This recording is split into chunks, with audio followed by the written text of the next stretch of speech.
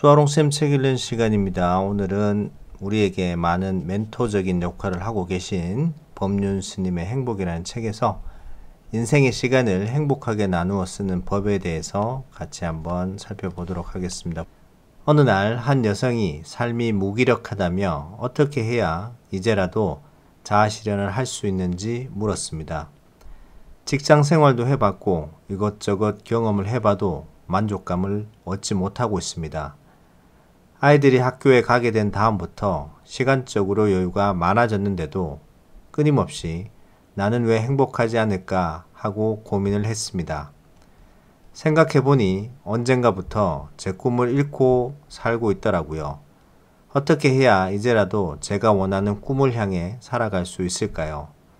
직업을 구해서 돈 몇 푼 받아야만 자아실현이 아닙니다.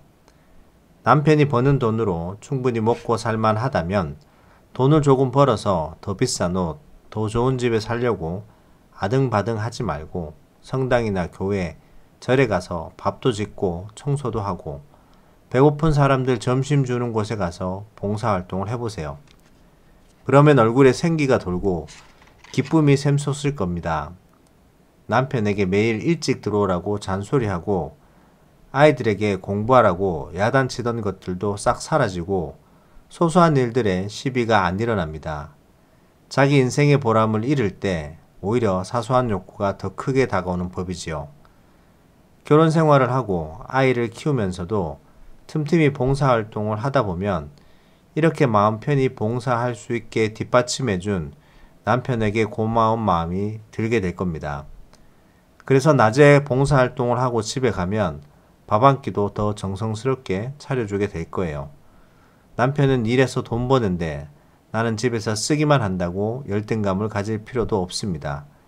자기 스케줄을 잘 조정해서 봉사활동을 열심히 하면 그것이 바로 자아실현이에요. 돈 받기 위해 하기 싫은 일을 억지로 해봤자 남의 집 종노릇 하는 것과 같습니다. 진정한 자아실현의 길을 찾고 있다면 세 가지 방법을 실천해 보세요. 첫째, 가진 돈을 꺼내서 가난한 자에게 보시를 해보세요. 둘째, 복을 빌지 말고 그동안 은혜 입은 것에 대해서 감사 기도를 하는 거예요. 셋째, 그동안 받은 은혜를 갚는 봉사활동을 시작해 보세요. 그동안 꿈꿔온 자아실현이 저절로 이루어집니다. 그렇게 최소 3년 정도 봉사를 하고 나면 어떤 식으로든 길이 열릴 거예요. 그때부터는 다시 취업을 해도 괜찮습니다. 돈도 받지 않고 자원봉사를 열심히 했으니 무슨 일을 하더라도 즐겁고 편안할 거예요. 그렇지 않고 남보기 좋은 곳에서 직장 생활을 해야만 자아실현을 할 수 있다고 생각하고 일자리를 구하는데 급급해 한다면 늘 쫓기는 마음이어서 괴로움에서 벗어날 수가 없습니다. 세상에 잘 쓰이는 사람이 되라고 해서 결혼도 포기하고 돈도 버리고 출가해서 스님이 되라 이런 얘기가 아닙니다. 감옥에 갈 각오를 하고 사회개혁 운동을 하라 이런 얘기도 아니에요. 인생에 주어진 시간이 100이라면 80 정도는 현재의 자기 삶에 충실하면서도 20 정도는 세상 문제에 관심을 가지고 세상에서 필요로 하는 일을 해보라는 것입니다. 그러면 직장도 다니고 연애도 하고 결혼도 하고 봉사활동도 할 수 있어요. 일상생활 속에서 20%의 시간을 내면 자기 삶을 더 복되게 살 수 있습니다. 보람 있는 일을 하면 즐거운 에너지가 샘솟기 때문에 나머지 80%의 시간만 가지고도 더 많은 일을 할 수 있어요. 이렇게 살면 설거지를 하든 청소를 하든 회사에서 일을 하든 언제 어디서나 즐겁게 살 수 있습니다. 인생의 시간에서 일부를 떼어내 잘 활용한다는 것은 어떤 의미가 있을까요? 세계적인 기업 구글에는 20%의 법칙이라는 것이 있습니다. 전체 근무 시간의 20%를 직원들이 자유롭게 활용할 수 있는 제도입니다.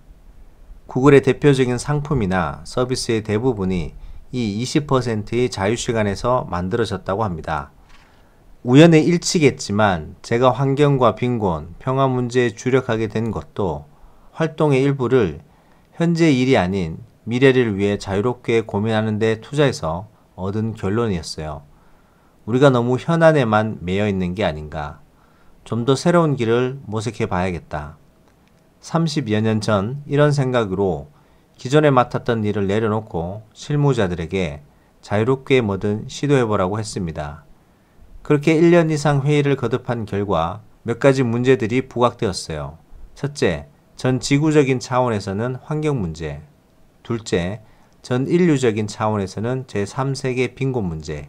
셋째, 민족적인 차원에서는 한반도의 평화 정착과 민족 통일 문제였지요. 그리고 개인적인 차원에서는 수행 문제였습니다. 본격적으로 새로운 운동을 시작하기에 앞서 저부터 먼저 한 절에 들어가 부목으로 모슴살이를 하면서 스스로를 돌아봤습니다. 그러면서 그동안 지고 있던 현안을 모두 내려놓고 앞으로 가야 할 길을 모색하는 시간을 가졌어요. 당시에는 이런 저의 사업 방식을 두고 주위에서 현안에 소홀하다고 논란이 많았지만 30년이 지난 지금은 환경운동, 구호활동, 통일운동에 앞장서온 데 대해 오히려 좋은 평가를 받기도 합니다. 그때 할애했던 시간과 노력들이 에너지를 충전하고 삶을 진화시켰다고 할 수 있어요. 결국 무슨 일이든 이를 악물고 하기보다 고정된 틀에서 벗어나 자유롭게 시도할 때 오히려 더 좋은 결과를 얻을 수 있다는 얘기입니다. 우리는 남 따라 다람쥐 쳇바퀴 돌듯 바쁘게 달리느라 늘 시간의 빈곤에 허덕입니다. 그래서 일부 시간을 새롭게 쓰라고 하면 이렇게 반문합니다. 당장 먹고 살기도 어렵고 잠잘 시간도 부족한데 그럴 시간이 어디 있나요? 처음부터 많은 시간을 내는 것이 무리라면 하루 1시간으로 시작해서 조금씩 늘려가도 됩니다. 여가 시간에서 내든 일을 줄이든 쇼핑하는 시간을 줄이든 텔레비전 보는 시간을 줄이든 마음을 내면 시간을 만드는 것은 불가능하지 않아요. 진정으로 기쁨과 행복을 맛보려면 삶의 보람을 찾아야 합니다. 힘들다고 불행한 건 아니에요. 보람이 있으면 몸은 힘들어도 마음은 행복합니다. 내 시간을 주체적으로 활용하고 남에게도 도움이 될 때 자긍심과 보람이 생겨서 저절로 행복해지니까요. 자, 여기까지입니다. 법륜스님이 말씀하시는 인생의 시간을 행복하게 나누어 쓰는 법을 알게 되었습니다. 본인의 전체 시간 중에 10%라도 아니면 20%라도 시간을 내서 고정된 틀에서 벗어나서 자유롭게 무엇인가 시도해보는 것이 좋다고 말씀을 하고 있습니다. 그래서 구체적인 자아 실현에 대한 방법도 3가지로 요약해서 말씀을 해주고 계십니다.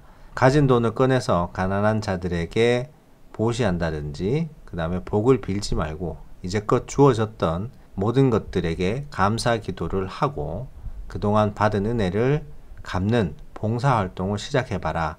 돈을 받지 않고 어떤 노력에 대한 대가를 받지 않고 그대로 나의 능력을 오롯이 쏟아내었을 때 거기에 대한 자아 실현 욕구가 굉장히 높아지면서 보람도 느낀다고 합니다. 실제로 사람들이 가장 큰 행복을 느낄 때 내가 누군가에게 도움을 주었을 때라고 합니다. 그것을 다시 한번 말씀해 주고 계십니다. 하루에 단 30분만이라도 아니면 1시간만이라도 내가 남에게 쓰임이 있는 그런 곳에서 봉사활동을 해본다면 스스로의 어떤 자긍심과 행복감에 큰 도움이 되지 않을까 생각해 봅니다. 오늘도 내용이 괜찮으셨다면 구독, 좋아요 부탁드립니다. 즐거운 하루 되시기 바랍니다. 감사합니다.